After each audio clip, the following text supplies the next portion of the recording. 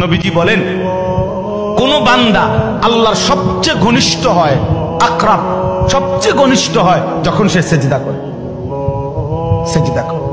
এজন্য আমার শায়েখ আল্লামা মুফতি মুশতাকুন নবী কাসিমি হুজুর সবসময় এটা বলে যে কোন বান্দা যখন সেজদা করে তো আল্লাহ তাআলা তার পিঠে মাথায় এভাবে হাত বুলায় দেয়, আদর করে। আল্লাহ আদর করে, আল্লাহর কুদরতি পায়ে সেজদা দেয়, মালিক তখন আদর করে দেয়, পিঠে মাথায় হাত বুলায় দেয়। আল্লাহ ডেকে বলে, আনিস আমারে সেজদা করছো না, ইরফা রাসা, উঠো, মাথা উঠো, ওঠো, বসো বসো।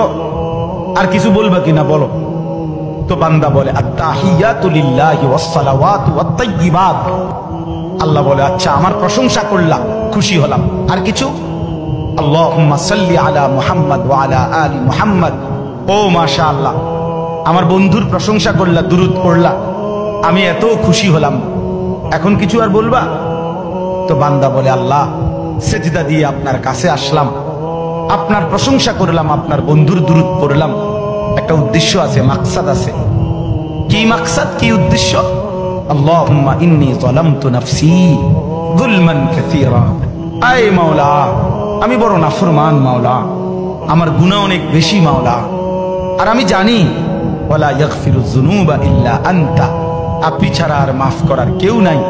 এই জন্য আপনার এত কাছে আসলাম, আপনার স্পর্শ পেলাম, আপনার বড় আকরাব ঘনিষ্ঠ হলাম।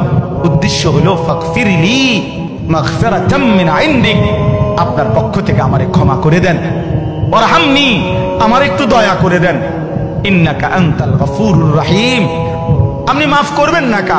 আপনি তো ক্ষমাশীল, আপনি দয়া করবেন না কেন? আপনি তো রহিম, দয়াবান। আল্লাহ বলে, কস কি রে বান্দা, এত আদর করে বললে মাফ না করি কেন? কি কইছেন এখন? আল্লাহু আকবার।